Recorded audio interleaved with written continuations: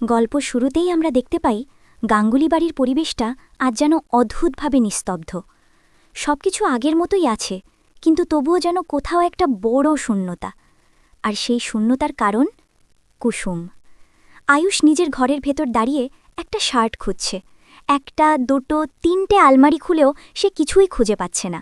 হঠাৎ করেই বিরক্ত হয়ে বলে ওঠে, এটা কোথায় রাখেও কিছুই ঠিকঠাক করে না।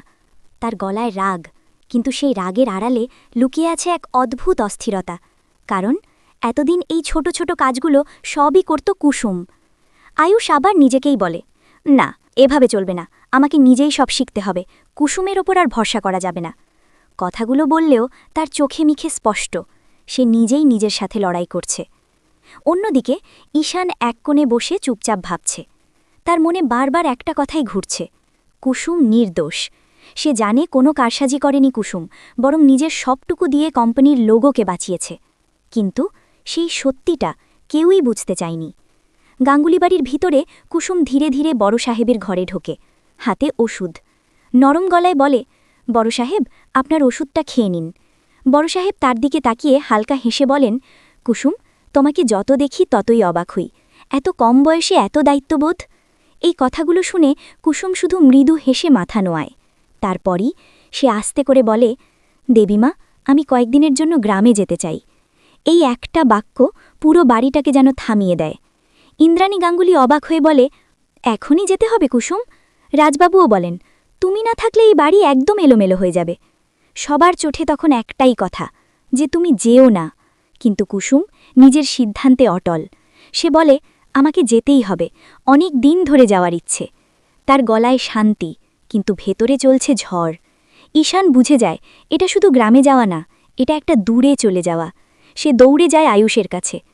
ঈশান বলে, ভাইদা, তুই কুসুমকে আটকা, ও চলে যাচ্ছে। আয়ুষ একটু চুপ করে থেকে বলে, আমি কেন আটকাবো? ওর যা ভালো লাগে ও করুক। ঠিক তখনই পেছনে দাঁড়িয়ে থাকা কুসুম সব কিছু শুনে ফেলে।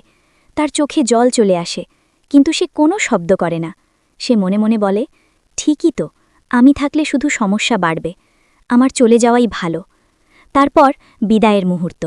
দীপালি এসে জড়িয়ে ধরে বলে, তুই চলে যাচ্ছিস, আমার খারাপ লাগবে না? কুসুম কষ্টে হেসে বলে, আমারও খুব কষ্ট হবে পিসি। সবাইকে ছেড়ে ধীরে ধীরে বাড়ি থেকে বেরিয়ে যায় কুসুম। শেষবারের মতো সে একবার তাকায় আয়ুষের দিকে, কিন্তু আয়ুষ তাকায় না। কুসুম অটোতে উঠে বসে, তার চোখে জল, কিন্তু মনে দৃঢ়তা। আমি ভুল করিনি, একদিন সব প্রমাণ হবে। এদিকে একটা পেনড্রাইভ এসে পৌঁছায় আয়ুষের হাতে। ঈশান বলে, তুই সত্যিটা জানিস না ভাইদা? সে সবটা খুলে বলে, লাল জামা পরা মেয়েটা, যে লোগো বাঁচিয়েছিল, সে আর কেউ নয়, কুসুম। আয়ুষ প্রথমে বিশ্বাসই করতে পারে না। সে বলে, এগুলি সব বানানো কথা। কিন্তু ঘর ফাঁকা হতেই সে পেনড্রাইভটা চালায়। স্ক্রিনে একের পর এক প্রমাণ, ছবি, ভিডিও, সব কিছু স্পষ্ট। আর তখনই সত্যিটা তার সামনে পরিষ্কার হয়ে যায়। কোম্পানির লোগোর চোখ, যেটাকে সে এতদিন ভালোবেসেছে, সেই চোখ কুসুমের চোখ। আয়ুষ স্তব্ধ হয়ে যায়। সে ফিসফিস করে বলে, আমি এতদিন কাকে ভালোবেসেছি? তার চোখে জল চলে আসে। কুসুম, আমি তোমাকে ভুল বুঝেছি। সেই মুহূর্তেই সে সিদ্ধান্ত নেয়, আমি কুসুমকে ফিরিয়ে আনব, তার কাছে ক্ষমা চাইব, তাকে এই বাড়ির সম্মান ফিরিয়ে দেব।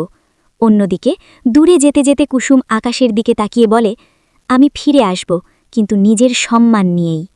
গল্পটা এখানেই শেষ নয়। আয়ুষ কি কুসুমকে ফিরিয়ে আনতে পারবে, নাকি দেরি হয়ে যাবে সব কিছু?